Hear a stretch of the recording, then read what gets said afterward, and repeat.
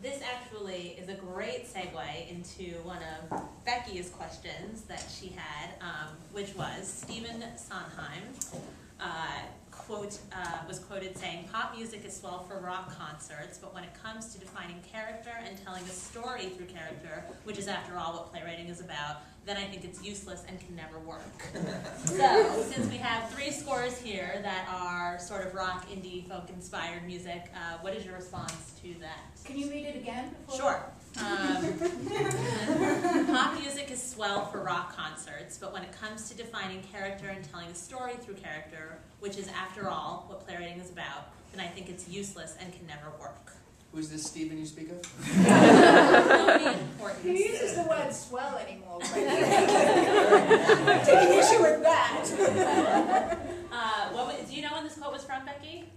It was from a long time ago. Yeah, I bet he's changed his mind. I think it was during the time of Godspell, maybe?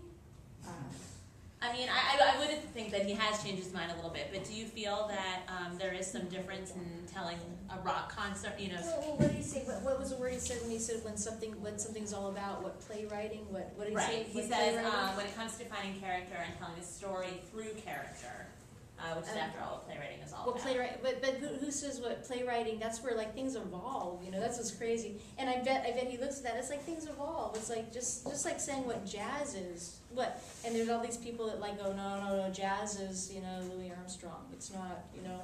It's like so crazy because it evolves like anything else. And there are so many narrative songs. I mean, has he ever listened to Pulp's Common People? It's a complete narrative song. It's about 10 minutes long. But it's a story. It's very much a story. I disagree with that comment. I bet he's sorry. You would agree.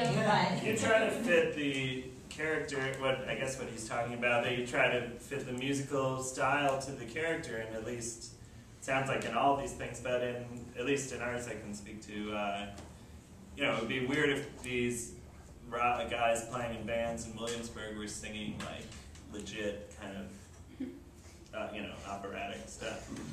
I mean, and perfect rhyming and everything, like all the scansion falling perfectly on everything and you know, all perfect rhymes and all that. It just isn't the tone, like they wouldn't speak that way. But musical style, what is that? Because I always bring this up about like, you know, like people don't realize that things like Oklahoma was, for its time, was cutting edge. It was totally cutting edge. People were like, what the hell is this? Because weren't they, the thing about that one wasn't something about like the story pushed forward through dance, or something. There's something different. It was the first. I mean, they advanced the plot with the songs, like what Stephen Sondheim was talking about. Yeah, isn't it funny that like time stood still, like for all that stuff? All of a sudden, it's like, well, that was always evolved. That was evolving then. They're pissing people off back then. We should always be trying to piss people off. I feel like. Yeah. Heidi's very into that. She's also very into not putting anything on stage that has ever been seen before. No? No. I guess what we're talking about. I'm just like, you know, things have to. Why we're all creative people. Why would you want to do something that's been done? It's just natural to, you know, to constantly like question things and go.